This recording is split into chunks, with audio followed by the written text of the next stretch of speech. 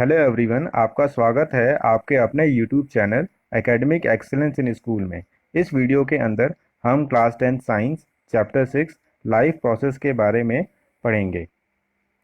All living things perform certain life process like Mrs green. Mrs green एक mnemonics है जिसको आप याद कर सकते हैं सारी प्रोसेस के बारे में समझने के लिए। इसमें इसके अंदर एम का मतलब है मूवमेंट। मूवमेंट मतलब चेंज इन प्लेस और पोजीशन। जब कोई ऑर्गेनिज्म अपना प्लेस और पोजीशन चेंज करता है तो वो एक प्रोसेस है movement. Respiration. Respiration means generating energy, अपने अंदर एनर्जी को जनरेट करना। जब हम फूड लेते हैं तो रेस्पिरेशन होता है और रेस्पिरेशन के बाद उसके अंदर से एनर्जी जनरेट होती है। Sensitivity, being aware of surrounding, हमें ठंड गर्मी का महसूस होना सेंसिटिविटी कहलाता है। नेक्स्ट है जी, growth. Increase in size number and repair. आपने देखा होगा आप छोटे से बड़े हो गए और बड़े होने के बाद कोई चोट लग जाती है, उसको हम हील कर लेते हैं, उसको सही कर लेते हैं, मीन्स रिपेयर कर लेते हैं। इसको हम ग्रोथ के अंदर रखते हैं। आर का अर्थ है रिप्रोडक्शन, क्रिएटिंग न्यू इंडिविजुअल्स। अपने जैसे नए इंडिविजुअल्स के बनाने की प्रोसेस को रिप्रोडक्शन कहते हैं। ई का अर्थ है excretion. Excretion means removal of waste product. हमने जो चीज़ खाई है वो सारी चीज़ डाइजेस्ट नहीं होती, कुछ ऐसी चीज़ जो होती है जो वेस्ट की फॉर्म में होती है उसको बाहर निकालना होता है हमारी बॉडी से। ये भी एक लाइफ प्रोसेस है। N means nutrition, obtaining food to build a body. Nutrition के सहारे ही ये सारी प्रोसेस चलती है, क्योंकि जब तक हम फूड नहीं लेंगे तब तक ये सारी प्रोसेस कंटिन्यू नहीं कर सकते। So basically the basic important activity perform by living organism for their survival are called life process. So जो भी बेसिक एक्टिविटी और प्रोसेस हमारे अंदर होता है उसको हम लाइफ प्रोसेस कहते हैं। इस चैप्टर के अंदर हम बेसिकली इन चार प्रोसेस के बारे में पढ़ेंगे। पहला है न्यूट्रिशन, दूसरा रेस्पिरेशन, तीसरा है ट्रांसपोर्टेशन, चौथा है excretion. Life process require energy which is provided by nutrition. All the life process, जितनी भी लाइफ प्रोसेस हम हमें पढ़नी है और हमने पिछले स्लाइड में देखी हैं, उन सबको एनर्जी की रिक्वायरमेंट होती है और ये एनर्जी न्यूट्रिशन से आती है। तो समझते हैं कि न्यूट्रिशन किसे कहते हैं। न्यूट्रिशन का अर्थ है कि जब आप फूड लेते हैं उसको हम न्यूट्रिशन कहते हैं। इसके कई सारे मोड्स हैं, तरीके हैं। पहला है autotrophic nutrition, kind of nutrition in which organism can synthesise their own food. Example green plants. ऐसे ऑर्गेनिज्म जो अपना भोजन खुद बनाते हैं, खुद प्रिपेयर करते हैं, उनको हम ऑटोट्रॉफिक कहते हैं, ऑटोट्रॉफ्स कहते हैं। न्यूट्रिशन को ऑटोट्रॉफिक कहते हैं, जैसे ग्रीन प्लांट्स। अब ये ऑटोट्रॉफिक ऑर्गेनिज्म जो हैं ये किस तरीके से फूड बनाते हैं, इस प्रोसेस को समझते हैं। ये है फोटोसिंथेसिस, एक प्रोसेस है जिसके द्वारा ये ऑर्गेनिज्म अपना फूड प्रिपेयर करते हैं। फोटोसिंथेसिस का अर्थ है फोटो प्लस सिंथेसिस। फोटो का मतलब लाइट और सिंथेसिस का मतलब production, means production of food in presence of light. So they require light to produce their food. That is why the process is called as photosynthesis. अब photosynthesis क्या होता है? The process by which green plants make their own food with the help of carbon dioxide and water in presence of light chlorophyll is called as photosynthesis. So green plants जो होते हैं वो अपना food खुद prepare करते हैं चार चीज़ों के सहारे से। चार चीज़ कौन कौन सी हैं? पहली है हमारी कार्बन डाइऑक्साइड, दूसरा है वाटर, तीसरा है लाइट और चौथा है chlorophyll. So green plants prepare their own food. Green plants अपना खाना खुद बनाते हैं इन चार थिंग्स की सहायता से। उसको हम फोटोसिंथेसिस कहते हैं। और फूड प्रिपेयर होने के बाद जो हम ग्रीन प्लांट्स बनाते हैं उसको हम ग्लूकोज कहते हैं। नेक्स्ट स्लाइड की तरफ चलते हैं। अब हमें पढ़ना है स्टेप्स ऑफ फोटोसिंथेसिस के बारे में। Steps of photosynthesis. Absorption of light energy by chlorophyll. सबसे पहला स्टेप्स है कि क्लोरोफिल एक पिगमेंट है, एक ग्रीन पिगमेंट है जो प्लांट की लीफ में होती है। वो लाइट को एब्जॉर्ब करती है, लाइट को अपने अंदर सोख लेती है। आप ये समझते हैं कि क्लोरोफिल होती कहाँ है? ये हमारे पास एक प्लांट की लीफ है। इस प्लांट की लीफ के इस पोर्शन को इन्होंने दिखा रखा है। तो प्लांट की लीफ के अंदर हमारे पास होते हैं मीसोफिल सेल्स। Mesophyll cells. इन मीसोफिल सेल्स के अंदर होता है क्लोरोप्लास्ट। क्लोरोप्लास्ट। और इस क्लोरोप्लास्ट के अंदर होता है क्लोरोफिल। क्लोरोफिल। ठीक है। आप इस डायग्राम के अंदर भी देख सकते हैं कि यहाँ पे क्लोरोप्लास्ट के यहाँ पे ये क्लोरोप्लास्ट दे रखा है, इस क्लोरोप्लास्ट के बहुत सारे डॉट्स हैं, उन क्लोरोप्लास्ट के अंदर क्लोरोफिल प्रेजेंट होता है। तो सेकंड स्टेप है conversion of light energy to chemical energy and splitting of water molecule into hydrogen and oxygen.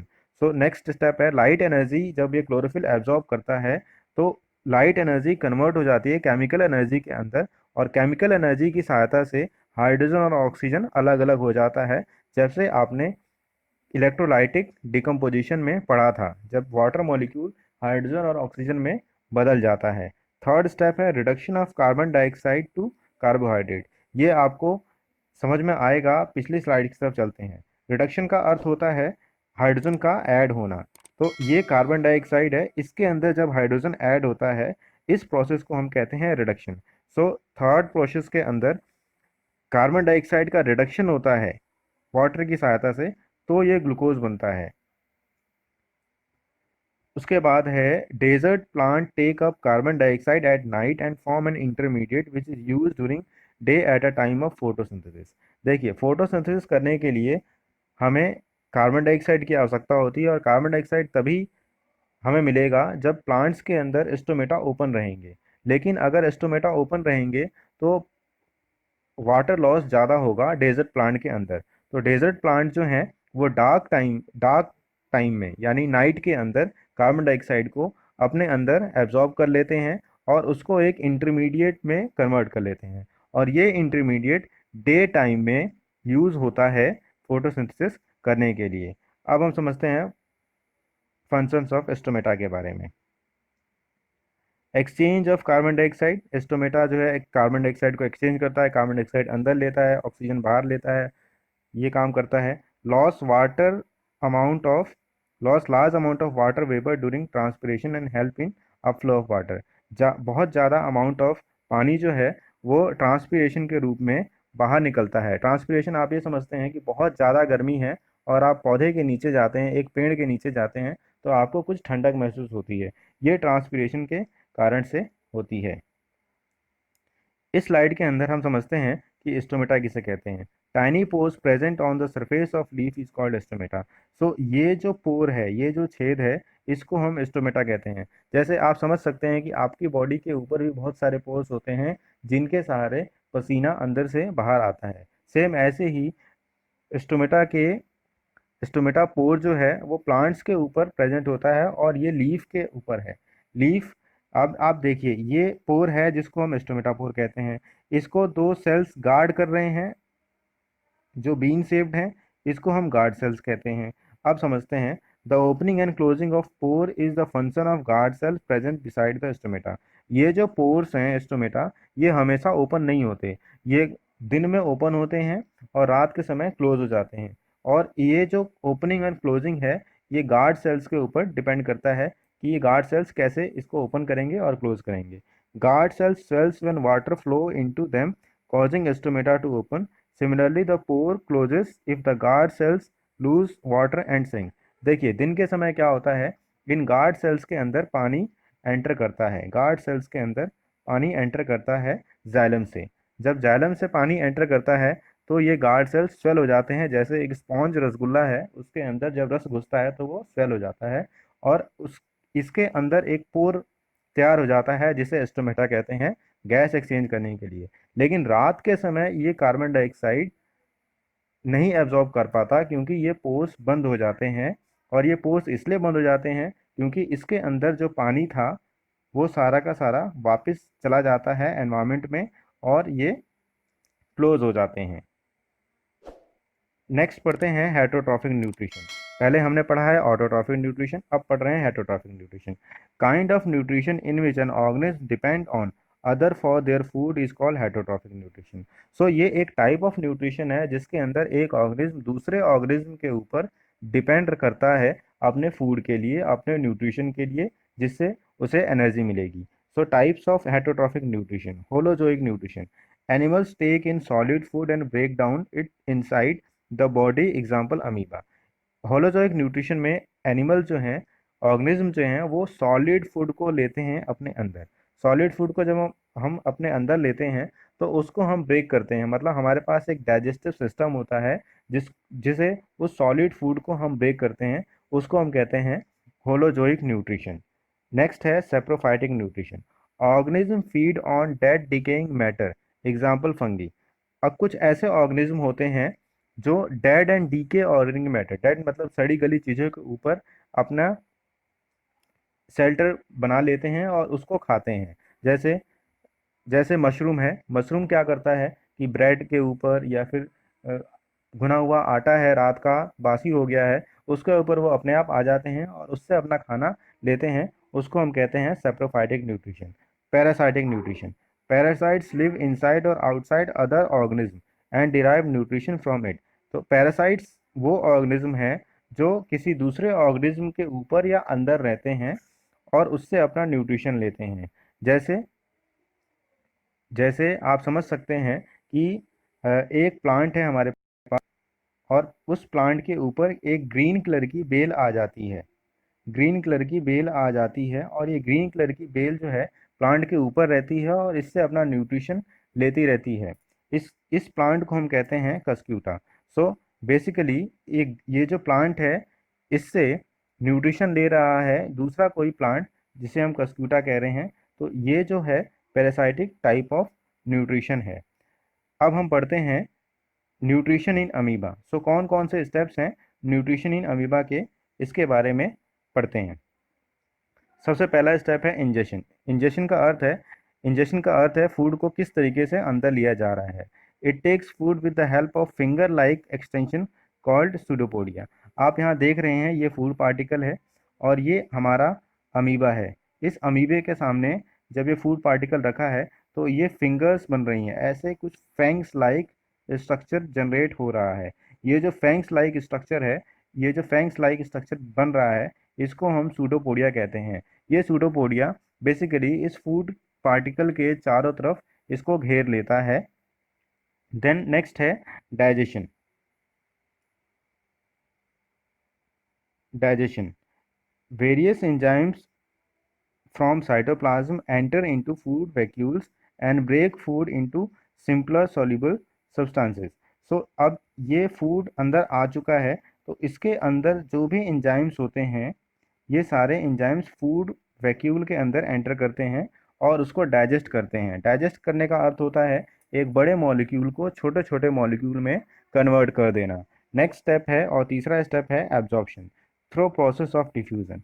Diffusion का अर्थ है कि जब ये डाइजेशन हो जाता है, मान लीजिए कि ये फूड वैक्यूल है और यहाँ पे डाइजेशन हो गया, तो फूड वैक्यूल से जब डाइजेशन हो गया तो वो जो सब्सटेंस है वो छोटे छोटे पार्ट्स में कन्वर्ट हो गया है, छोटे छोटे पार्ट में कन्वर्ट हो गया और ये छोटा छोटा पार्ट जो है ये एंट्री कर जाएगा उसकी बॉडी में। इस प्रोसेस को हम कहते हैं diffusion.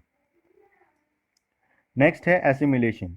Assimilation amoeba takes energy from respiration of food and utilise it for growth and repair of body. So अब अमीबा ने अपना फूड अपनी बॉडी के अंदर ले लिया है।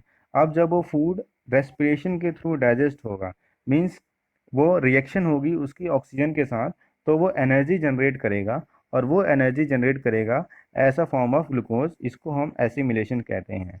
अब सबसे लास्ट प्रोसेस है इजेशन। इजेशन के अंदर आप समझिए undigested food move out from the cell membrane of amoeba into the surrounding. तो जो फूड अमीबा ने लिया है वो सारा का सारा डाइजेस्ट नहीं होता, उसमें कुछ वेस्ट प्रोडक्ट भी होता है। उस वेस्ट प्रोडक्ट के मूव करने का तरीके को हम इजेशन कहते हैं। बेसिकली ये अमीबा के अंदर सेल के आउटर मेम्ब्रेन, जैसे ये अमीबा है तो सेल के आउटर मेम्ब्रेन पे यहाँ इकट्ठा हो जाता है और इसके बाहर जो वाटर मटेरियल है वहाँ पे ये बर्स्ट होके बाहर निकल जाता है, इस इजेशन कहते हैं। Nutrition in human beings. Nutrition in human beings is a type of nutrition is called as holozoic nutrition. Holozoic nutrition का अर्थ होता है कि जब हम फूड को एक सॉलिड फॉर्म में लेते हैं और हमारे पास डाइजेस्टिव सिस्टम होता है उसको डाइजेस्ट करने के लिए उस टाइप ऑफ न्यूट्रिशन को हम होलोजोइक न्यूट्रिशन कहते हैं। आप मुझे कमेंट में लिख कर भेजिए कि होलोजोइक न्यूट्रिशन किसे कहते हैं। ह्यूमन डाइजेस्टिव सिस्टम को हम दो पार्ट्स में डिवाइड कर सकते हैं। पहला पार्ट है एलिमेंट्री कैनाल, दूसरा पार्ट है डाइजेस्टिव ग्लैंड्स। एलिमेंट्री कैनाल को स्टडी करने के लिए हमने एक वर्ड का इस्तेमाल किया है, ये है मोस्ट सिली। मोस्ट सिली में कैपिटल एम का अर्थ है माउथ, ओ का अर्थ है ईसोफेगस, एस टी का अर्थ है स्टमक, एस आई का अर्थ है स्मॉल इंटेस्टाइन, एल आई का अर्थ है लार्ज इंटेस्टाइन। सो ये एलिमेंट्री कनाल है जो माउथ से स्टार्ट हो रही है अप टू एनएस तक। तो जो भी ऑर्गन्स जहाँ से फूड मूव करते हुए नीचे तक जाता है, उन सारे ऑर्गन्स को एक कनाल के थ्रू, एक पाइप के थ्रू होता है, उसको हम एलिमेंट्री कनाल कहते हैं। आप यहाँ देखेंगे तो माउथ में के वहाँ पे पाइप जो है वो थोड़ी पतली होती है, फिर यहाँ भी पतली रहती है, फिर यही पाइप यहाँ पे कुछ चौड़ी हो जाती है, कुछ मोटी हो जाती है, फिर वही पाइप अलग अलग शेप्स की कंडीशन में होते हुए एनएस तक जाती है। तो इस कंप्लीट पाइप को हम एलिमेंट्री कैनाल का नाम देते हैं, और ये एलिमेंट्री कैनाल के थ्रू ही हमारा फूड मूव करते हुए नीचे की तरफ जाता है। अब डाइजेस्टिव ग्लैंड्स किसे कहते हैं? इस एलिमेंट्री कैनाल के आसपास ये लिवर है, ये पैंक्रियाज है, और यहाँ पे हमारा सेलिवरी ग्लैंड्स होते हैं। तो ये digestive glands, salivary glands, liver और पैंक्रियाज जो हैं, ये जूसेस देते हैं फूड को डाइजेस्ट करने के लिए, बट डाइजेस्टिव ग्लैंड्स के अंदर फूड नहीं जाता है। Next, working of human digestive system. हमें पढ़ते हैं कि डाइजेस्टिव सिस्टम का वर्क कैसे होता है, इसके बारे में। सो माउथ के बारे में पढ़ते हैं। सबसे पहले हमने मोस्ट सिली एक वर्ड याद किया था, M for mouth, O for oesophagus, S T for stomach, S I for small intestine, L I for large intestine. So mouth, mouth के अंदर टीथ होते हैं, चिविंग एंड ग्राइंडिंग के काम आते हैं। चिविंग का मतलब उसको अच्छे से चिव करना, अच्छे से मिक्स करना, और ग्राइंड का मतलब होता है उसको काटना, जो फूड हम खा रहे हैं उसको छोटे छोटे पीसेस में काटना। आपको कभी कभी आपके पेरेंट्स ने बताया होगा कि हमें एक बार जो फूड लेते हैं, एक पार्ट में जो फूड लेते हैं, उसको कम से कम 22 बार च्यू करना होता है। फिर टंग, टंग का काम है रोलिंग एंड टेस्ट। आप टंग को जीभ हाथ से पकड़ लीजिए और फूड को चबा के देखिए, वो नहीं हो पाएगा। मीन्स टंग जो है वो फूड को रोल करती है और टेस्ट का काम करती है। रसगुल्ला खाने के बाद अगर आप केला खाएंगे तो आपको केले का स्वाद नहीं आएगा। तो टेस्ट बर्ड्स जो होते हैं वो इनसेंसिटिव हो जाते हैं। Salivary glands secrete saliva which having salivary amylase to change starch into sugar। ये आप ऐसे समझ सकते हैं कि आप गेहूं के दो दाने खाएं या चावल के जब दो दाने खाते हैं, तो सेलिवरी ग्लैंड से जो सलाइवा निकलता है उसमें सेलिवरी अमाइलेज होता है, और ये जो सेलिवरी अमाइलेज है ये इस स्टार्च को चेंज कर देता है शुगर में, और हमें फिर मीठा लगता है। तो वो चावल के दाने, गेहूं का दाना या फिर मक्के का दाना जिसे हम चबाते हैं, जब कुछ देर चबा लेते हैं तो स्टार्च शुगर में कन्वर्ट हो जाता है और हम फिर मीठा लगने लग जाता है।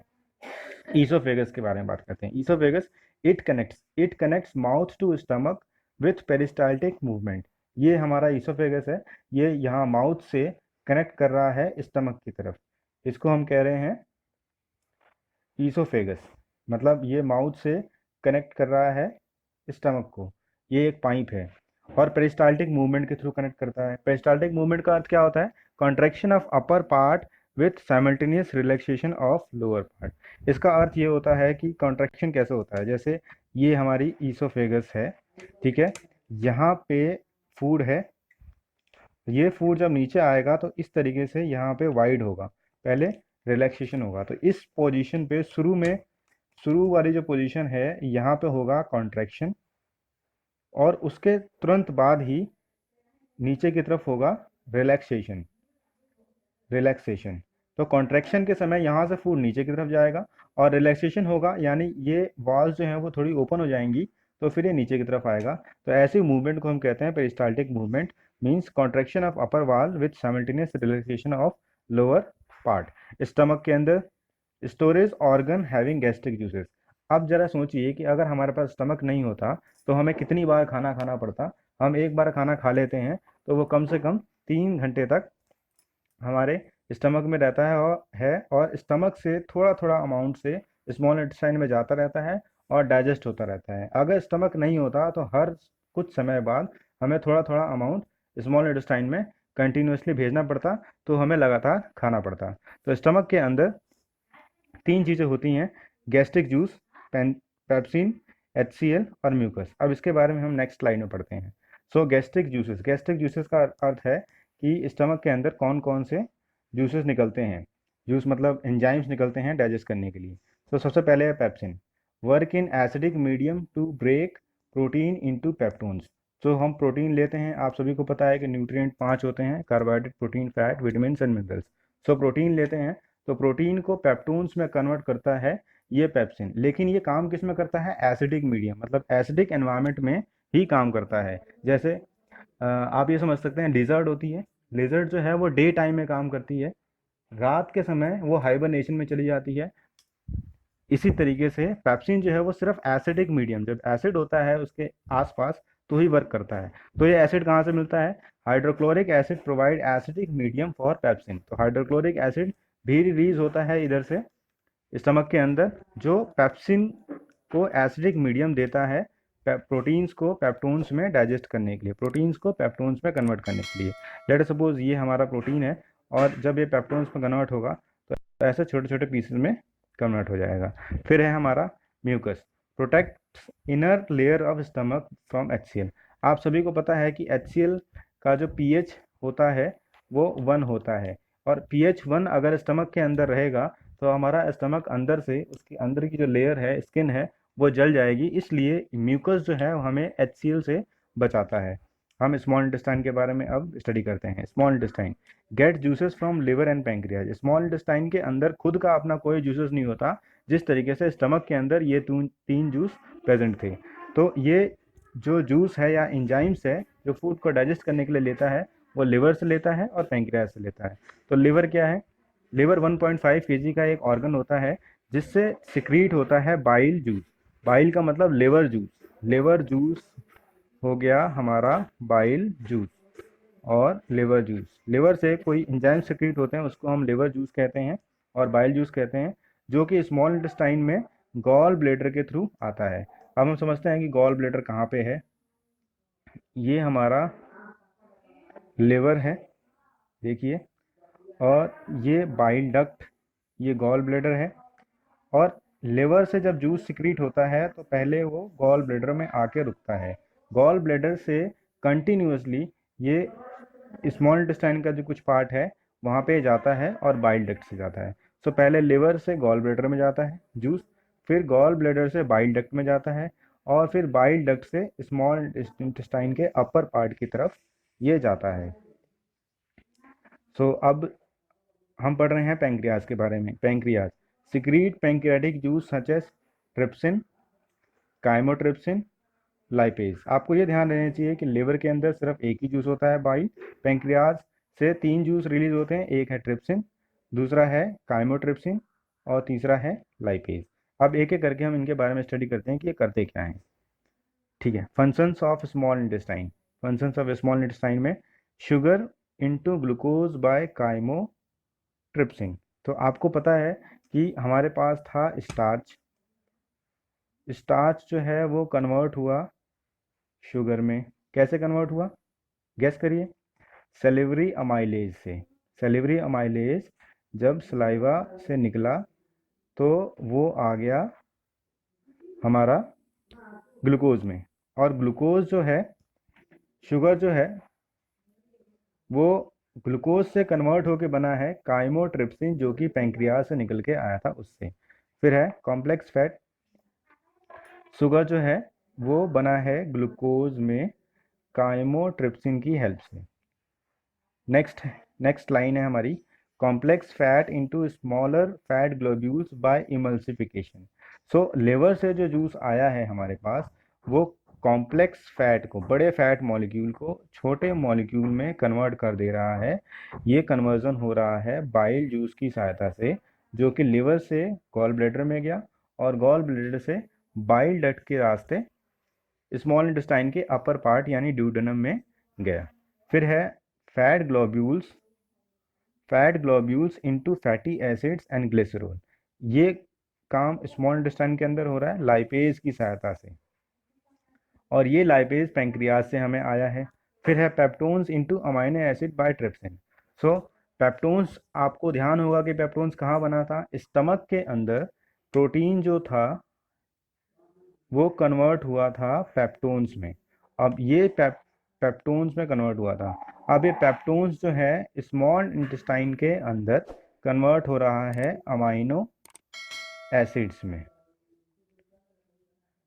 नेक्स्ट है the glucose, fatty acid, glycerol and amino acids get absorbed by villi. So हमारे पास ग्लूकोज सिंपलर सब्सटेंस मतलब छोटा सब्सटेंस आ गया जो कि स्मॉल इंटेस्टाइन से उसके आसपास जो ब्लड बह रहा है वहाँ चला जाएगा। फैटी एसिड्स हैं और ग्लिसरॉल है और अमाइनो एसिड है। ये चार ऐसे सब्सटेंस हैं जो आसानी से स्मॉल इंटेस्टाइन से एब्जॉर्ब हो जाते हैं, सोख लिए जाते हैं विलाई के द्वारा ब्लड स्ट्रीम के अंदर। तो अब विलाई किसे कहते हैं? विलाई का अर्थ है finger like projection present in the inner wall of intestine provide greater surface area. Let us suppose ये हमारा स्मॉल इंटेस्टाइन है। स्मॉल इंटेस्टाइन में ऐसे फिंगर लाइक प्रोजेक्शंस होते हैं और ये फिंगर लाइक प्रोजेक्शन के अंदर यहाँ पे हमारा ग्लूकोज, फैट और अमाइनो एसिड पड़ा हुआ है। अब फिंगर लाइक पोजीशन से ये इसके अंदर जाता है, फिर यहाँ से ब्लड के अंदर चला जाता है। तो ये इस फिंगर लाइक पोजीशन को हम विलाई का नाम दे रहे हैं। उसके बाद है large intestine. Large intestine major absorption of water remaining faeces move out by anus via rectum through an urge. तो स्मॉल इंटेस्टाइन से जो फूड डाइजेस्ट होके एब्जॉर्ब हो गया उसके अंदर बहुत सारा वाटर कंटेंट होता है। उस वाटर को एब्जॉर्ब करने का काम लार्ज इंटेस्टाइन का होता है। और लार्ज इंटेस्टाइन का एक एरिया होता है रेक्टम, जहाँ पे जो अनइम्पॉर्टेंट थिंग है जो डाइजेस्ट नहीं हुई है जिसे हम फीसेस कहते हैं, वो एक अर्ज के द्वारा मतलब एक इच्छा के द्वारा बाहर को निकल जाता है। उसके बाद है हमें कुछ इंपॉर्टेंट चीज़ें ध्यान रखनी है जो एग्जाम्स में पूछी जाती हैं। जैसे small intestine of herbivorous animals are larger than the carnivorous animals because herbivorous animals eat plants और plant product which having cellulose that takes larger time to digest. आप देखेंगे कि अगर कोई गोट को काटा जा रहा है और उसको मीट के लिए इस्तेमाल किया जा रहा है, तो जब गोट को काटा जाता है तो उसकी जो स्मॉल इंटेस्टाइन है काफ़ी ज़्यादा ऐसे क्वाइल्ड होती है। और ये जो क्वाइलिंग है हमारी स्मॉल इंटेस्टाइन की क्वाइलिंग से ज़्यादा है। यानी स्मॉल इंटेस्टाइन जो हर्बीवोरस का है या फिर लायन कार्निवोरस का है उससे ज़्यादा बड़ा होता है हर्बीवोरस यानी गोट का, बफेलो का, रैट का। वो क्यों होता है? क्योंकि हर्बीवोरस जो हैं वो प्लांट प्रोडक्ट को खाते हैं। हर्बीवोरस क्या करते हैं? प्लांट प्रोडक्ट को खाते हैं। प्लांट और प्लांट प्रोडक्ट को खाते हैं। तो अगर प्लांट सेल की बात करें तो प्लांट सेल के बाहर होता है सेल वॉल, और सेल वॉल जो होता है वो बना होता है सेलुलोज का।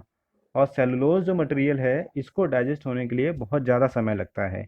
सो small intestine of herbivorous animals are larger than the small intestine of carnivorous animal because herbivorous animals eat plant or plant products which having cellulose that takes larger time to digest। Next एक और important point है bolus किसे कहते हैं, बार बार पूछते हैं बच्चे।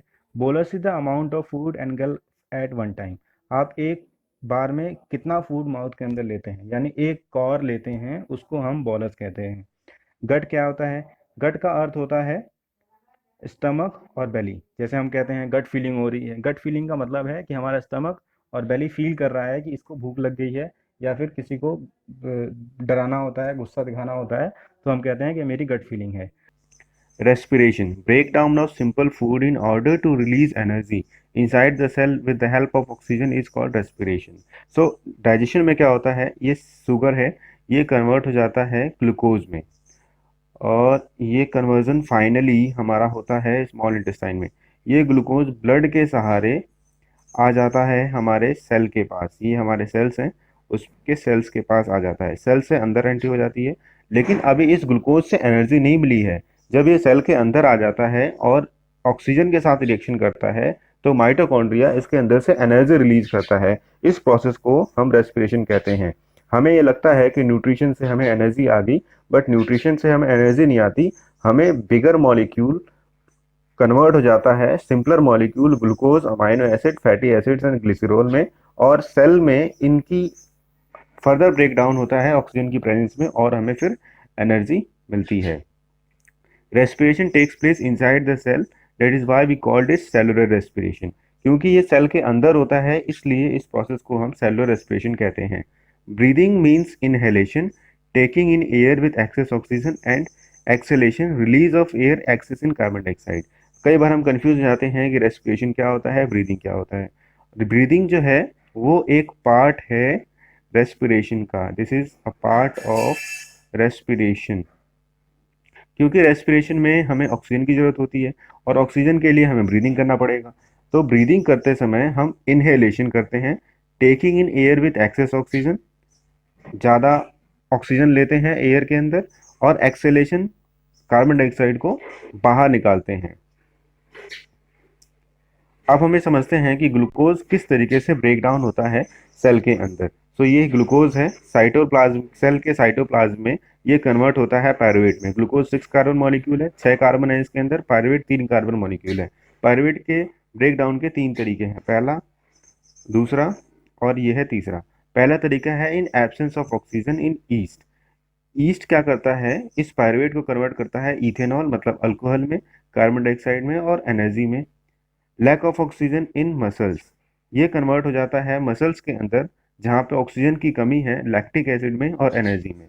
आपको अचानक से दौड़ लगानी हो तो आपके मसल्स को एनर्जी चाहिए। इस कंडीशन में जो लंग्स हैं वो इतना अच्छे से ऑक्सीजन हमारे उस पर्टिकुलर मसल में नहीं पहुंचा पाती, फिर भी आपको एनर्जी चाहिए क्योंकि आपको भागना है।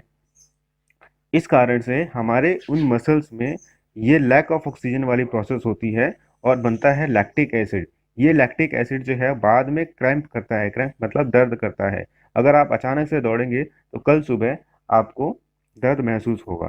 फिर है थर्ड, प्रेजेंस ऑफ ऑक्सीजन। ये important process presence of oxygen वाली सभी ऑर्गेनिज्म के अंदर होती है। लिविंग ऑर्गेनिज्म जो होते हैं, चाहे वो एनिमल्स हो, चाहे प्लांट्स हो, चाहे बर्ड्स हो, चाहे रेप्टाइल्स हो, उन सभी में ये चीज़ होती है। इसके अंदर कार्बन डाइऑक्साइड बनता है, वाटर बनता है और एनर्जी बनता है। एक चीज़ और ध्यान रखनी है आपको, एब्सेंस ऑफ ऑक्सीजन में एनर्जी बनती है, लैक ऑफ ऑक्सीजन में एनर्जी उससे ज़्यादा बनती है और प्रेजेंस ऑफ ऑक्सीजन में सबसे ज़्यादा एनर्जी बनती है। अब हम समझते हैं एरोबिक रेस्पिरेशन और एनारोबिक रेस्पिरेशन किसे कहते हैं। एरोबिक का अर्थ है respiration in presence of oxygen, anaerobic का अर्थ है respiration in absence of oxygen. Aerobic process जो है वो माइटोकॉन्ड्रिया के अंदर होती है, एनारोबिक प्रोसेस साइटोप्लाज्म के अंदर होती है। साइटोप्लाज्म के अंदर ही हमारा लैक्टिक एसिड बनता है और अल्कोहल बनता है। And product carbon dioxide and water होते हैं, and product alcohol and carbon dioxide होता है। More amount of energy release, पिछली स्लाइड में हमने बताया आपको कि ज़्यादा एनर्जी रिलीज होती है, इसमें बहुत कम अमाउंट ऑफ एनर्जी रिलीज होती है, बट एनर्जी रिलीज होती है इमरजेंसी सिचुएशंस में। अब हम समझते हैं energy release during cellular respiration is immediately used to synthesise ATP which is used to fuel other activities of cells. आपने 9th क्लास में पढ़ा होगा कि माइटोकॉन्ड्रिया जो है वो पावर हाउस ऑफ सेल है। पावर हाउस ऑफ सेल कैसे है, जब ग्लूकोज ब्रेक डाउन होता है तो फाइनली एनर्जी मिलती है और इस एनर्जी का तुरंत इस्तेमाल हो जाता है एटीपी बनाने में, और ये जो एटीपी है वो फर्दर इस्तेमाल होता है डिफरेंट लाइफ प्रोसेस को करने के लिए। Organism during aerobic respiration require oxygen by different modes. So सभी ऑर्गेनिज्म को ऑक्सीजन चाहिए होती है एरोबिक रेस्पिरेशन करने के लिए। तो हम ये समझते हैं कि प्लांट्स कैसे ऑक्सीजन लेते हैं और एनिमल्स कैसे ऑक्सीजन लेते हैं। Exchange gases through stomata bye diffusion, ये हमने पहले भी पढ़ा था कि प्लांट्स जो हैं वो कार्बन डाइऑक्साइड और ऑक्सीजन को एक्सचेंज करते हैं स्टोमेटा के थ्रू। नाइट कंडीशन में क्या होता है, no photosynthesis occur, carbon dioxide not required, no release of oxygen but respiration occur which takes oxygen and release carbon dioxide and energy. Night में क्या होता है कि फोटोसिंथेसिस होता नहीं है। जब फोटोसिंथेसिस होता नहीं है तो कार्बन डाइऑक्साइड की कोई जरूरत नहीं होती और ऑक्सीजन वहां से रिलीज नहीं होता। तो नाइट कंडीशन में रेस्पिरेशन तो होता है क्योंकि उसे ऑक्सीजन चाहिए और फिर कार्बन डाइऑक्साइड रिलीज होता है। तो आपने सुना होगा कि लोग कहते हैं कि रात के समय पेड़ के नीचे इसलिए नहीं सोना चाहिए क्योंकि पेड़ जो है उस वक्त ऑक्सीजन ले रहे होते हैं और कार्बन डाइऑक्साइड रिलीज कर रहे होते हैं। तो जो व्यक्ति वहां सोएगा हो सकता है उसका दम घुट जाएगा। एट नाइट, नाइट कंडीशन में क्या होता है, carbon dioxide generated during respiration is used for photosynthesis, hence oxygen released in more compare to taken by respiration. So carbon dioxide जो होता है रेस्पिरेशन के बाद निकलता है दिन के समय, वो सारा का सारा फोटोसिंथेसिस में यूज हो जाता है और भी ज़्यादा कार्बन डाइऑक्साइड एटमॉस्फेयर से भी यूज हो जाता है। लेकिन जो ऑक्सीजन रिलीज हो रहा है वो अमाउंट ज़्यादा होता है which is taken by respiration, जो रेस्पिरेशन के समय ऑक्सीजन लिया जाता है उससे भी ज़्यादा ऑक्सीजन फोटोसिंथेसिस के प्रोसेस में रिलीज होता है। एनिमल्स में क्या होता है, जो टेरेस्ट्रियल ऑर्गेनिज्म होते हैं, जो लैंड्स पे रहते हैं, उनके पास एक ऑर्गन है lungs, can caught oxygen from air taken from atmosphere. Aquatic animals filtering organ gills can caught oxygen dissolve in water. Aquatic animals breathe faster as compared to terrestrial organisms because dissolve oxygen in water is lower than amount of oxygen in air. देखिए यहाँ पे हमारे पास Gill lungs हैं और यहाँ पे हमारे पास gills हैं, दोनों ही एयर को कैच कर ले, एयर में ऑक्सीजन को कैच कर लेता है हमारा लंग्स, और वाटर के अंदर ऑक्सीजन को कैच कर लेता है हमारा गिल्स। लेकिन आपने देखा होगा कि कोई फिश जो है वो बहुत जल्दी जल्दी अपने वाटर को गल्प कर रही होती है। क्यों, ऐसा क्यों होता है? क्योंकि वाटर के अंदर जो डिजॉल्व ऑक्सीजन है उसकी मात्रा कम है एज कंपेयर टू एयर। अब हम पढ़ते हैं human respiratory system, passage of air through which respiratory system. Respiratory system का क्या क्या पैसेज है? ये है हमारा nostrils, nostril opening of nose को कहते हैं। Nasal passage have the hair and mucus to trap dust. जब एयर अंदर जाती है तो उसमें डस्ट होता है, उस डस्ट को ट्रैप करने के लिए, ताकि वो हमारे लंग्स में ना जाए, इसके लिए हमारे पास हेयर्स होते हैं और एक स्लाइमी सिक्रीशन होता है, एक वाटरी सिक्रीशन होता है जिसे हम म्यूकस कहते हैं। फिर pharynx connect nasal passage to trachea, इस नेसल पैसेज को फेरिंग्स जो है वो कनेक्ट करता है, ये नेसल पैसेज है और ये ट्रैकिया है, तो ये जो एरिया है ये कनेक्ट करता है pharynx. Trachea have rings of cartilage, it does not collapse while breathing, तो ये हमारे पास रिंग्स ऑफ कार्टिलेज हैं और ये ट्रैकियल रीजन में प्रेजेंट है। ये इसलिए होता है कि अगर रिंग्स ऑफ कार्टिलेज ना हो तो हम जो एयर ले रहे हैं वो कोलैप्स हो जाएगा, मतलब वो पाइप कोलैप्स हो जाएगी। जैसे ठंड के समय में हम जो वाटरिंग करते हैं वो पाइप आपस में चिपक जाती है, तो जब चिपक जाती है तो उसमें कम पानी जाता है, लेकिन हमें ब्रीदिंग कंटिन्यूअस करना है, इसलिए हमारे पास रिंग्स ऑफ कार्टिलेज हैं, ताकि ये जो विंड पाइप है, ट्रैकिया है, ये कोलैप्स ना हो, कहीं पे चिपके नहीं। Bronchi, trachea divides to form bronchi in lungs, ये ट्रैकिया जब आगे जाता है लंग्स के अंदर तब ये ब्रोंकाई में कन्वर्ट हो जाता है। ये लंग्स हैं और ये ट्रैकिया है, आगे जाके ब्रोंकाई में कन्वर्ट हो जाता है। ब्रोंक्यूल्स डिवाइड फर्दर, ये ब्रोंकाई जो है आगे ब्रोंक्यूल्स में कन्वर्ट हो जाता है। फिर alveoli, bronchioles have alveolar sac which have balloon-like structure called alveoli which have greater surface area of exchange। ये जो bronchioles हैं, ये bronchioles हैं हमारे पास, इन bronchioles में ये गुच्छे हैं alveoli के, इन गुच्छों को हम alveolar sac कहते हैं। blood capillaries, it surrounds alveoli for exchange। आप देख रहे होंगे इस फिगर के अंदर, आप देख रहे होंगे इस फिगर के अंदर जो है ये हमारा एल्वियोलर सेक है, और एल्वियोलर सेक के बाहर पूरा ब्लड घूम रहा है। इसको हम कह रहे हैं कि इसके बाहर जो है ब्लड अच्छी तरह से घूम रहा होता है ताकि गैसेस का एक्सचेंज हो सके। नेक्स्ट पढ़ते हैं मैकेनिज्म ऑफ ब्रीदिंग। मैकेनिज्म, अब ब्रीदिंग कैसे होती है? इनहेलेशन और एक्सेलेशन, बेसिकली इनहेलेशन और एक्सेलेशन होता है ब्रीदिंग के अंदर। Air with access oxygen comes inside lungs, air with access carbon dioxide move outside from the lungs. Lungs level पे क्या होता है, टिश्यू लेवल पे क्या होता है, ये अच्छे से हमें समझना है, यही एग्जाम में पूछा जाता है। Air rich in oxygen at lungs present in alveoli taken via nostrils, जो एयर हम लेते हैं उसके अंदर ऑक्सीजन की मात्रा ज़्यादा होती है, वो एल्वेलाई तक पहुंचता है, जो कि हमने नॉस्ट्रिल से लिया है, नोज की ओपनिंग से लिया है। Moves to blood capillaries where it binds with haemoglobin in RBC and goes to tissue. So ये जो हमने एयर नॉस्ट्रिल से लिया है वो हमारे एल्वेलाई में गया है, और एल्वेलाई जो है वो ब्लड कैपिलरी से घिरा हुआ है, तो उस एल्वेलाई से ब्लड कैपिलरीज में जो आरबीसी है उसके अंदर हीमोग्लोबिन है, वो ऑक्सीजन को ट्रैप करके अपने अंदर ले रहा है। फिर ये ऑक्सीजन टिश्यू लेवल में क्या हो रहा है, oxygen taken by tissue return carbon dioxide in blood after respiration. जो ऑक्सीजन आरबीसी ने हीमोग्लोबिन की सहायता से ट्रैप कर लिया है वह टिश्यू लेवल में ऑक्सीजन टिश्यू ले रहे हैं और कार्बन डाइऑक्साइड उसके अंदर वापस कर दे रहे हैं। ऑक्सीजन लेके वह रेस्पिरेशन कर रहे हैं और कार्बन डाइऑक्साइड उसके अंदर वापस रिटर्न कर दे रहे हैं। Blood release this carbon dioxide in alveolar sac of lungs to outside via nostril। Alveolar sac है। ये एल्वियोलर सैक का मतलब है कि एल्वियोलाई के, ये एल्वियोलाइज हैं और इनका जो गुच्छा है इसको हम एल्वियोलर सैक कहते हैं।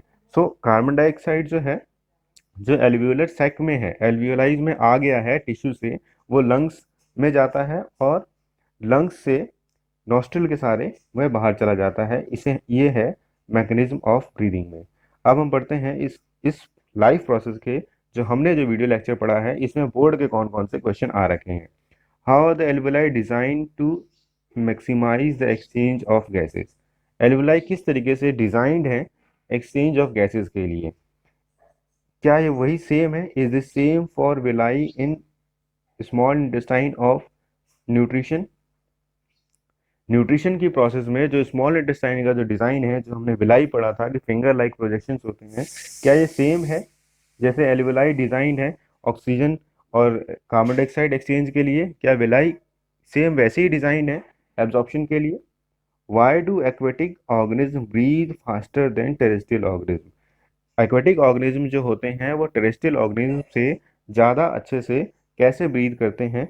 आप इसको अपने नीचे लिखे कमेंट्स में भर सकते हैं। Right in comments below it. Transportation के बारे में पढ़ना है। इससे पहले हमने न्यूट्रिशन और रेस्पिरेशन के बारे में पढ़ लिया है।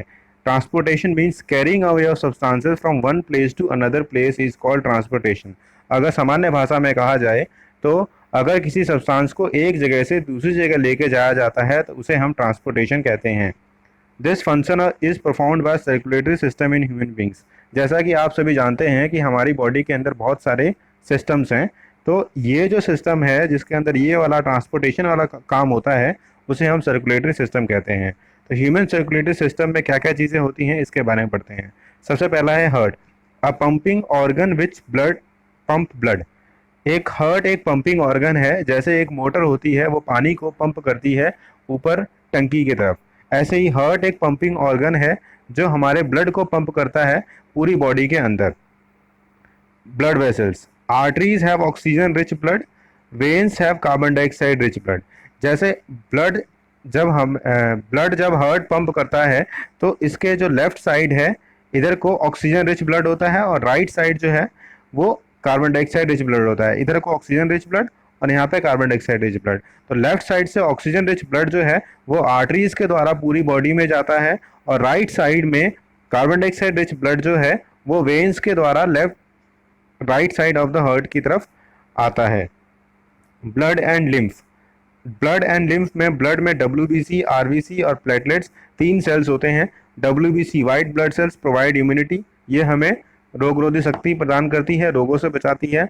RBC have haemoglobin to carry oxygen and give its red colour. RBC के अंदर हीमोग्लोबिन होता है जो कि ऑक्सीजन को ट्रैप करता है और RBC का कलर रेड भी हीमोग्लोबिन के कारण ही होता है। Platelets have blood clotting, platelets की प्रॉपर्टी होती है कि वो ब्लड को जमा देती है। जैसे आप खेल रहे हैं, कोई मसल्स फट जाती है या किसी तरह से किसी वेसल में, आर्टरीज में या वेन्स में कोई रप्चर हो जाता है तो वहाँ पे प्लेटलेट्स इकट्ठी हो जाती हैं और उस खून को बाहर नहीं निकलने देती, तो ब्लड क्लॉटिंग करती हैं।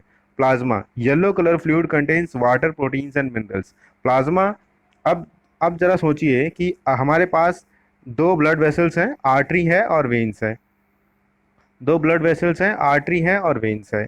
उसके हमारे पास आर्टरी और वेन्स है, लेकिन हमारे पास WBC एक सेल है, RBC एक सेल है, प्लेटलेट्स भी सॉलिड है। ये तीनों सॉलिड चीज़ें जो हैं वो कैसे मूव करेंगी, इसके लिए हमारे पास नेचर ने प्लाज्मा दे रखा है। प्लाज्मा का अर्थ है जिसमें 90% वाटर होता है, प्रोटीन्स और मिनरल्स होते हैं। इस प्लाज्मा की सहायता से ये तीनों चीज़ें इसके अंदर होके चलती हैं। अब पढ़ते हैं टिश्यू फ्लूइड, लिम्फ के बारे में। A yellow fluid escapes from blood capillaries into the intercellular space which carry plasma, less protein and some blood cells for exchange of tissue or exchange of for adjacent gas cells। तो आप ये समझ लीजिए कि blood जो है वो run कर रहा है, लेकिन जब ब्लड रन करता रहेगा तो वो सेल्स के पास जा तो रहा है लेकिन सेल्स उससे न्यूट्रिशन, कार्बन डाइऑक्साइड और ऑक्सीजन एक्सचेंज नहीं कर पा रहे। तो एक हमारे पास टिश्यू फ्लूइड होता है जो कि येलो कलर का है, जिसे हम लिम्फ कहते हैं। ये सेल्स के बीच के स्पेसेस में पहुंच जाता है और वहाँ पे कुछ एक्सचेंज करता है। उसके बाद नेक्स्ट टाइम जब ब्लड आता है तो जो एक्स्ट्रा चीज़ें वहाँ बच जाती हैं वो वापस ब्लड के अंदर आ जाती हैं। ये काम है टिश्यू, फ्लूइड और लिम्फ का। सो अब सर्कुलेशन के बारे में बढ़ते हैं। सर्कुलेशन हमें तीन तरीके से पढ़ना है, फिशेस के अंदर, रेप्टाइल्स के अंदर, मैमल्स के अंदर। सो पहले फिशेस के बारे में पढ़ते हैं। Fishes have two chambered heart, carry single circulation, blood comes only once in one complete cycle is called single circulation. अब यहाँ देखिए, ये फिशेस के अंदर टू चैम्बर्ड हार्ट है, एक चैम्बर है ऑरिकल, दूसरा चैम्बर है वेंट्रिकल। एक चैम्बर है ऑरिकल और दूसरा चैम्बर है वेंट्रिकल। तो दो चैम्बर्ड हार्ट है। गिल्स के पास ऑक्सीजन होती है, बॉडी के पास कार्बन डाइऑक्साइड होती है। तो वेंट्रिकल से गिल्स की तरफ कार्बन डाइऑक्साइड वाला ब्लड जाता है और गिल्स से ऑक्सीजन वाला ब्लड जो है वो बॉडी की तरफ जाता है, और बॉडी से कार्बन डाइऑक्साइड वाला ब्लड ऑरिकल की तरफ जाता है। तो यहाँ पे ये क्वेश्चन है कि फिशेस के हार्ट में ऑक्सीजन रिच ब्लड होता है कि कार्बन डाइऑक्साइड रिच ब्लड होता है। तो फिशेस की हार्ट में जो होता है वो कार्बन डाइऑक्साइड वाला ही ब्लड होता है, ऑक्सीजन वाला ब्लड इनकी हार्ट में नहीं होता। नेक्स्ट है in amphibians and reptiles except crocodiles. Amphibians और रेप्टाइल्स की क्या कंडीशन है इसके बारे में पढ़ते हैं। इनके पास थ्री चैम्बर्ड हार्ट होता है which carry incomplete double circulation. यहाँ पे तीन चैम्बर्ड हार्ट है, एक ऑरिकल है, राइट ऑरिकल, लेफ्ट ऑरिकल और वेंट्रिकल। आप ये यहाँ से देख सकते हैं, इनके फुल फॉर्म यहाँ पे लिखे हुए हैं। यहाँ पे क्या होता है, लंग्स के पास ऑक्सीजन वाला ब्लड है वो लेफ्ट ऑरिकल में आता है, लेफ्ट ऑरिकल से वेंट्रिकल में जाता है, वेंट्रिकल से बॉडी में जाता है, ये ऑक्सीजन वाला ब्लड है। लेकिन बॉडी से कार्बन डाइऑक्साइड वाला ब्लड जो है वो पहले राइट ऑरिकल में जाता है, फिर एक ही वेंट्रिकल है जिसके अंदर ये आके मिलता है, फिर वेंट्रिकल से लंग्स की तरफ जाता है। सो आप ये समझ सकते हैं कि दो ऑरिकल हैं, right auricle, left auricle, but एक ही वेंट्रिकल है जिसके अंदर ऑक्सीजन वाला ब्लड भी आ रहा है और कार्बन डाइऑक्साइड वाला ब्लड भी आ रहा है, और वो इसके अंदर मिक्स हो रहा है। इसलिए इस सर्कुलेशन को हम कहते हैं incomplete double circulation. Blood comes twice in heart but incomplete heart, that is why we called it as incomplete double circulation। Three chambered heart होता है, oxygen rich blood in left auricle and carbon dioxide rich blood in right auricle get mix in single ventricle, that is why we called it as incomplete double circulation। और ये सबसे important slide है, birds and mammals के circulation system के बारे में पढ़ रहे हैं। बर्ड्स एंड मैमल्स में फोर चैम्बर्ड हार्ट होता है। जैसे ये सेम हार्ट है, इसके फोर चैम्बर्ड हैं। पहला चैम्बर है राइट आर्ट्रियम, दूसरा चैम्बर है लेफ्ट आर्ट्रियम, तीसरा चैम्बर है राइट वेंट्रिकल, चौथा चैम्बर है लेफ्ट वेंट्रिकल। अब इसके अंदर सर्कुलेशन कैसे होता है इसके बारे में समझते हैं। ये लंग्स है जिसके अंदर ऑक्सीजन रिच ब्लड है, ऑक्सीजन वाला ब्लड है, पल्मोनरी वेन की सहायता से लेफ्ट और आर्ट्रियम में आता है। जब ये आता है लेफ्ट आर्ट्रियम में तो सेम उसी समय पे ब्लड से कार्बन डाइऑक्साइड वाला ब्लड जो है वो राइट आर्ट्रियम में जाता है। ये दोनों काम एक साथ होते हैं। फिर राइट आर्ट्रियम में और लेफ्ट आर्ट्रियम में जो ब्लड आ गया है वो राइट वेंट्रिकल में जाएगा और लेफ्ट वेंट्रिकल में जाएगा। लेफ्ट वेंट्रिकल में जाने के बाद ये आर्टरी के सहायता बॉडी ऑर्गन्स में आ जाता है, और बॉडी ऑर्गन्स इसको इस्तेमाल करते हैं कार्बन डाइऑक्साइड वाले ब्लड को, फिर राइट आर्ट्रियम में, फिर राइट वेंट्रिकल में, फिर पल्मोनरी आर्टरी से लंग्स की तरफ चला जाता है। ये मैंने आपको इस डायग्राम के थ्रू बता तो दिया है, लेकिन मैं इसको एक बार और आपको समझा देता हूँ कि पाथवे ऑफ ब्लड क्या है। पाथवे ऑफ ब्लड में यहाँ लिख रखा है, सबसे पहले ब्लड यहाँ पे है पल्मोनरी वेन के पास, फिर उसके बाद है हार्ट के लेफ्ट साइड में लेफ्ट आर्ट्रियम से लेफ्ट वेंट्रिकल में, फिर उसके बाद है मेन आर्टरी के पास, फिर है बॉडी ऑर्गन्स के पास, फिर है मेन वेन यानी डीऑक्सीजनेटेड ब्लड, कार्बन डाइऑक्साइड वाला ब्लड जो है वो बॉडी से जा रहा है राइट आर्ट्रियम की तरफ, फिर राइट आर्ट्रियम से राइट वेंट्रिकल की तरफ, राइट वेंट्रिकल से पल्मोनरी आर्टरी से कार्बन डाइऑक्साइड वाला ब्लड जो है वो लंग्स की तरफ जा रहा है। इस तरफ को कार्बन डाइऑक्साइड वाला ब्लड होता है, इस तरफ को ऑक्सीजन वाला ब्लड होता है।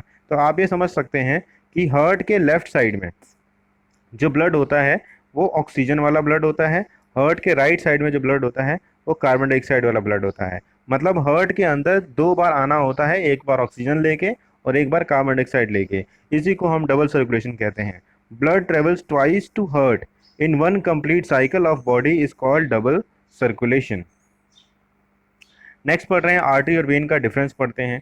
आर्टरी और वेन्स जो हैं वो ब्लड वेसल्स हैं। ब्लड वेसल्स का मतलब ब्लड पाइप्स हैं। आप इस डायग्राम में आसानी से देख सकते हैं कि जो भी रेड कलर का दिख रहा है वो आर्टरी है जिसके अंदर ऑक्सीजन वाला ब्लड है, और जो भी ब्लू कलर का दिख रहा है वो वेन है जिसके अंदर कार्बन डाइऑक्साइड वाला ब्लड है। आर्टरीज के बारे में पढ़ते हैं। Carry oxygen blood, oxygen rich blood from heart to body, heart से ऑक्सीजन रिच ब्लड बॉडी तक लेके जाना। Carry deoxygenated blood from body parts to heart, thick and elastic, क्योंकि ऑक्सीजन रिच ब्लड लेके जा रही हैं और इनमें प्रेशर ज़्यादा है इसलिए इसको मोटा बनाया जाता है, और थोड़ा सा पंपिंग मतलब रबड़ की तरह ये स्ट्रेच कर सकती हैं। और यहाँ पे थिन एंड लेस इलास्टिक, क्योंकि बर्ड की जो ब्लड है उसकी प्रेशर बहुत कम है इसलिए हमने उसे थिन बनाया है, और इलास्टिसिटी भी कम है। इसके अंदर वॉल्व्स नहीं होते, इसके अंदर वॉल्व्स होते हैं। इसके अंदर वॉल्व्स नहीं होते, वो इसलिए नहीं होते क्योंकि अगर ये हमारा आर्टरी है, इसके अंदर बहुत तेज़ी से ब्लड आ रहा है, बहुत तेज़ी से ब्लड आ रहा है, और अगर हमने वाल्व से इसको रोक दिया तो ये वाल्व्स टूट जाएंगी और हमें दर्द महसूस होगा। लेकिन वेन्स के सहारे ब्लड वापस हार्ट की तरफ जा रहा है, और अगर हमने वॉल्व्स यहाँ पे नहीं रखी तो ये ब्लड वापस बाहर आ जाएगा और हार्ट की तरफ नहीं जाएगा, और इसकी मूवमेंट भी बहुत स्लो है, इसलिए यहाँ पे वॉल्व्स प्रेजेंट हैं, है valves which prevent black flow of blood. Next पढ़ते हैं ट्रांसपोर्टेशन इन प्लांट्स के बारे में। सो ट्रांसपोर्टेशन के लिए हमारे पास जाइलम टिश्यू होता है, फ्लोएम टिश्यू होता है। ये वेस्कुलर टिश्यू है, ये आपने 9th क्लास में पढ़ा होगा। Xylem tissue have vessels and tracheids of roots, stem and leaf are interconnected to transport water and minerals from root to leaf of plant along with transpiration pull. So xylem tissue vessels और tracheids का बना होता है। तो root का, stem का, leaf का जो वेसल्स और ट्रैकिड्स हैं वो आपस में एक दूसरे से अच्छे से जुड़ी हुई हैं, ताकि अगर वेसल्स के पास अगर कोई वाटर और मिनरल्स आता है तो वो ट्रैकिड्स के पास जाएगा, फिर वेसल्स के पास जाएगा, फिर ट्रैकिड्स के पास जाएगा, और इस तरीके से जो वाटर एंड मिनरल्स है वो ऊपर की तरफ, लीफ की तरफ बढ़ेगा। अपवर्ड का मतलब है ऊपर की तरफ जाएगा। Phloem tissue, sieve tubes and companion cells transport food from leaf to other part of the plant.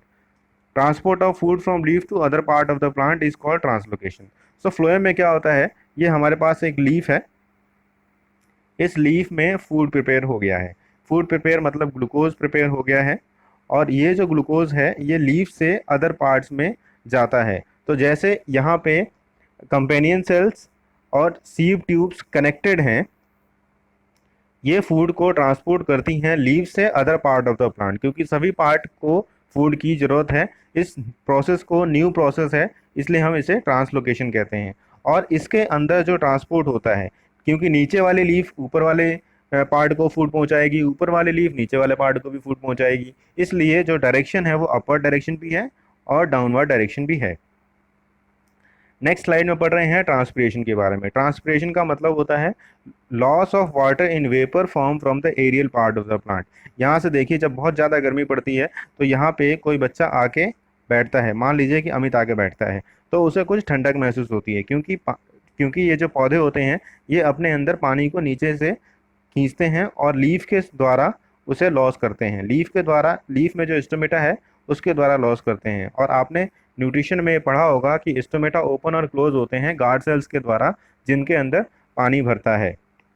तो इस प्रोसेस को हम ट्रांसपिरेशन कहते हैं। एरियल पार्ट किसे कहते हैं? एरियल पार्ट वह पार्ट है जो कि एयर के कांटेक्ट में है, जैसे लीफ और stem which is in contact with open air. Transpiration create upward suction to pull water up to stomata and lose in environment. Transpiration से हमें एक सक्शन बनता है, एक पंप की तरह काम करता है, क्योंकि जो जाइलम है उसके अंदर कुछ हाइट तक तो पानी आ जाता है, लेकिन उस हाइट से सबसे ऊपर 20 फीट, 30 फीट, 25 फीट, 50 फीट के पौधे होते हैं, वहाँ तक पानी पहुँचाने के लिए ये जो ट्रांसपिरेशन पंप लगा है उसका काम आता है। Transpiration also maintain temperature in plants. Transpiration plants के अंदर टेम्परेचर भी मेंटेन करता है। प्लांट्स सूख जाएंगे बहुत ज़्यादा गर्मी होगी तो, इसलिए प्लांट गर्मियों के समय में अपनी वेट के 20 गुना ज़्यादा वेट पानी जो है वो एनवायरनमेंट में रिलीज करते हैं ट्रांसपिरेशन के कारण से।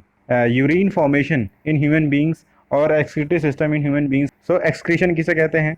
Excretion, process of removal of harmful substances from body is called excretion. Excretion का अर्थ है कि एक ऐसी प्रोसेस, एक बायोलॉजिकल लाइफ प्रोसेस जिसके अंदर हम अपनी बॉडी से वेस्ट को रिमूव करते हैं, उस प्रोसेस को हम एक्सक्रीशन कहते हैं।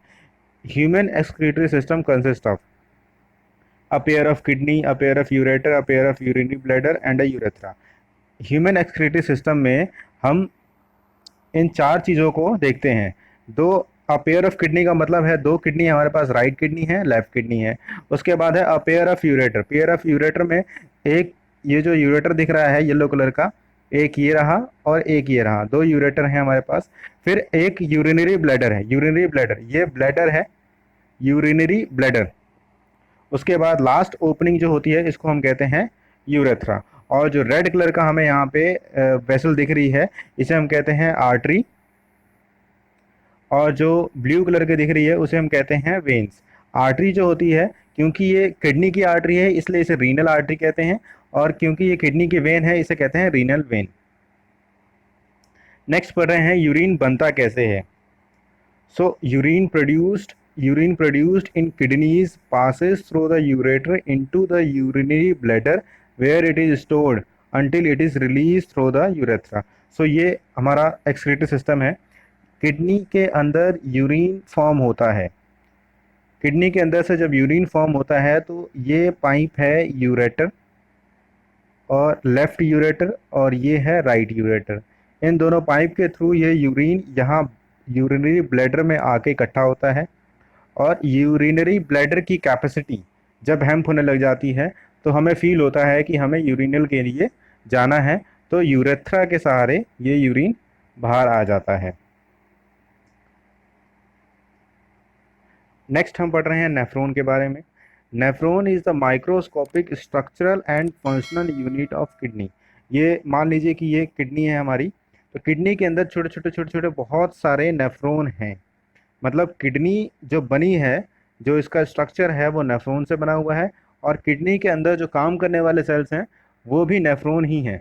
तो नेफ्रॉन जो है एक माइक्रोस्कोपिक, मतलब बहुत छोटा सेल है जो किडनी का स्ट्रक्चर भी मेंटेन करता है, मतलब पूरा स्ट्रक्चर किडनी का नेफ्रॉन से बना है, और फंक्शन भी मेंटेन करता है। सो हमें कह सकते हैं nephron is microscopic structural and functional unit of kidney. अब इसके अंदर how urine formed in human excretory system. Human excretory system में यूरिन कैसे बनता है ये हमें अच्छे से समझना है, क्योंकि यही एग्ज़ाम में लगभग 3 मार्क का आता है। तो urine formation involves 3 steps: glomerular filtration, tubular reabsorption and secretion.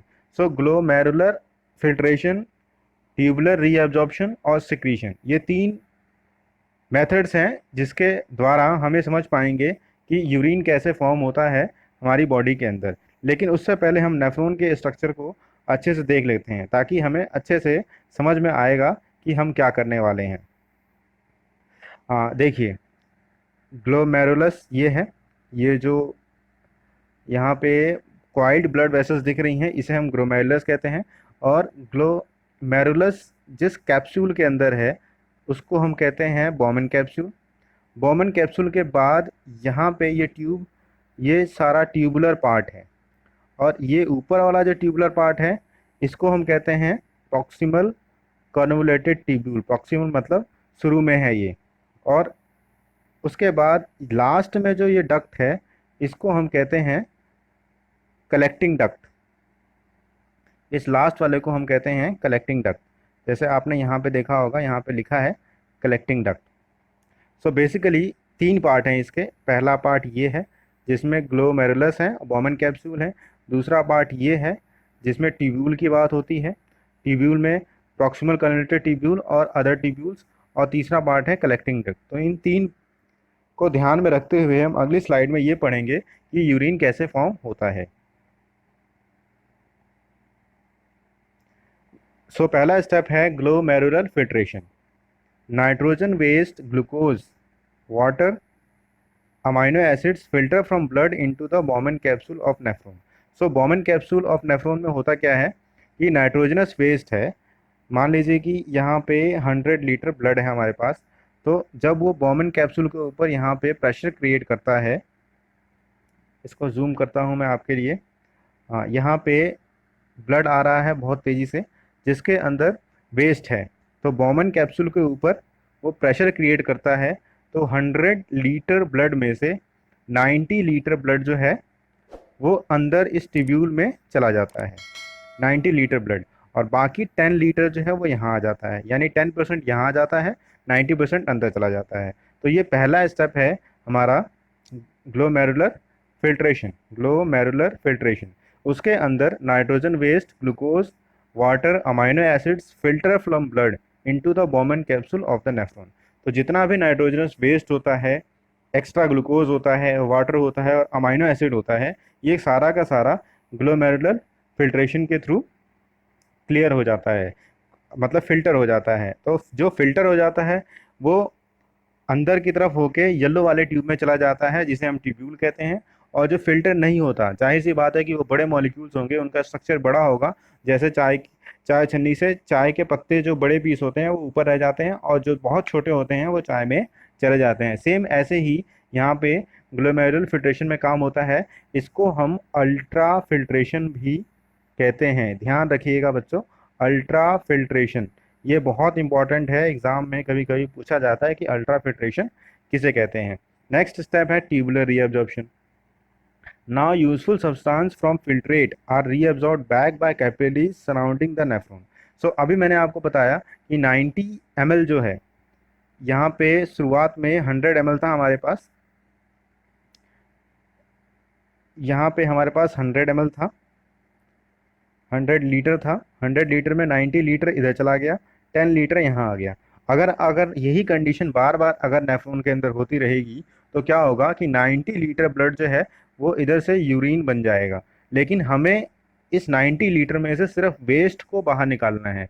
तो नेक्स्ट स्टेप में क्या होता है कि इस 90 लीटर में जो यूजफुल चीज़ें हैं वो इसके सराउंडिंग जो कैपिलरीज होगी, इस पूरे नेफ्रॉन के सराउंडिंग जो ब्लड कैपिलरीज होगी उसके अंदर वापस आ जाएगा। मतलब यहाँ पे 80 लीटर वापस आ जाएगा, जिसे हम कहते हैं ट्यूबुलर रीअब्जॉर्प्शन। नेक्स्ट स्टेप है secretion. Next step secretion. Urea, extra water and salt are secreted into tubule which open into the collecting duct and then into the ureter. अब जो उसके अंदर 10 लीटर वेस्ट बच गया, यहाँ पे शुरुआत में 100 लीटर था, 100 लीटर यहाँ पे 100 लीटर था, यहाँ अंदर चला गया 90 लीटर, यहाँ बच गया 10 लीटर।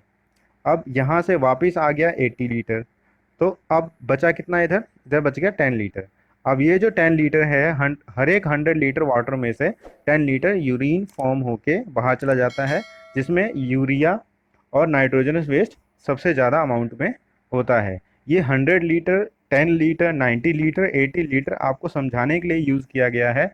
बट ये ध्यान रखिए कि 100 लीटर में से 90 लीटर वापस आ जाता है, मतलब 90% वापस आ जाता है, और 10% जो है वो वेस्ट यानी यूरिन की फॉर्म में चला जाता है। आप समझिए कि 1 लीटर अगर आप पानी ले रहे हैं तो उसमें 10 ml या 1 लीटर का 10% जो है वो यूरिन के फॉर्म में बाहर निकलना ही निकलना है। नेक्स्ट है एक्सक्रीशन इन प्लांट। एक्सक्रीशन कैसे होता है प्लांट्स के अंदर, क्योंकि प्लांट्स भी एक्सक्रीट करते हैं, वो भी एक लिविंग ऑर्गेनिज्म है, और लाइफ प्रोसेस के अंदर एक्सक्रीशन भी इंपॉर्टेंट है। Oxygen and carbon dioxide exchange through stomata. ये लास्ट वीडियो लेक्चर में हमने अच्छे से पढ़ा था कि स्टोमेटा गार्ड सेल्स के द्वारा कैसे ओपन होते हैं और कैसे क्लोज होते हैं, और उन ओपनिंग और क्लोजिंग की वजह से ऑक्सीजन और कार्बन डाइऑक्साइड का एक्सचेंज कैसे होता है। फिर excess water removed by transpiration, ये भी हमने पढ़ा था कि गर्मी के दिनों में प्लांट का जितना वेट होता है उसके 20 गुना वेट पानी जो है वो ट्रांसपिरेशन यानी इस वेपर की फॉर्म में वो रिलीज कर देते हैं। और यहाँ पे बच्चा जो बैठा है अमित, इसको थोड़ी ठंडक महसूस होती है गर्मी के समय में जब वो प्लांट के नीचे पहुँचता है। Stored solid and liquid waste of plant get transport and moved out by shedding leaf, killing killing नहीं है ये पिलिंग है, peeling off bark, falling off fruit gems and resins. तो जो भी वेस्ट प्रोडक्ट्स होते हैं वो लीफ जो पुराने लीफ हैं उनमें जाके स्टोर होने लग जाता है धीरे धीरे उसका वेस्ट प्रोडक्ट। और स्टोर कहाँ होता है, आपने पढ़ा होगा कि इनका प्लांट सेल में वैक्यूल होता है, उस वैक्यूल के अंदर वेस्ट जाके इकट्ठा होने लग जाता है और उस वैक्यूल में वेस्ट इकट्ठा होता है जो लीफ गिरने वाली है, यानी उनकी उसकी लाइफ ख़त्म होने वाली है। तो उस स्टेम में, उस लीफ में, और जो ट्री की जो छाल होती है जिसे हम बार्क कहते हैं, वहाँ पे जाके स्टोर होता है और वो धीरे धीरे बाहर निकल जाता है। तो इस तरीके से प्लांट्स के अंदर एक्सक्रीशन होता है। So this is the last of the video. Thanks for watching. Do like, share, comment and subscribe the channel for further learning. आप इस वीडियो को एक बार देखिए, दो बार देखिए, बार बार देखिए, तभी आपको ये क्लियर हो पाएगा कि यूरिन कैसे फॉर्म होता है हमारी बॉडी के अंदर। अगर नहीं हो पाएगा तब भी आप इस व्हाट्सअप नंबर पे आप मुझे मैसेज कर सकते हैं, मैं आपको दोबारा से इसके अंदर एक्सप्लेनेशन विद ऑडियो भेज सकता हूँ। If you haven't watch the complete chapter, go on the link where class 10th playlist is given. So अगर आपने इस पूरे चैप्टर को नहीं देखा है जिसके अंदर हमने मेन 4 प्रोसेसेस के बारे में पढ़ा है, न्यूट्रिशन के बारे में, रेस्पिरेशन के बारे में, ट्रांसपोर्टेशन के बारे में और एक्सक्रीशन के बारे में, तो आप इस वीडियो लेक्चर की जो प्लेलिस्ट है एकेडमिक एक्सीलेंस इन स्कूल की प्लेलिस्ट क्लास 10th साइंस की, उसके अंदर आप जाके उस वीडियो लेक्चर को अच्छे से पूरा पढ़ सकते हैं।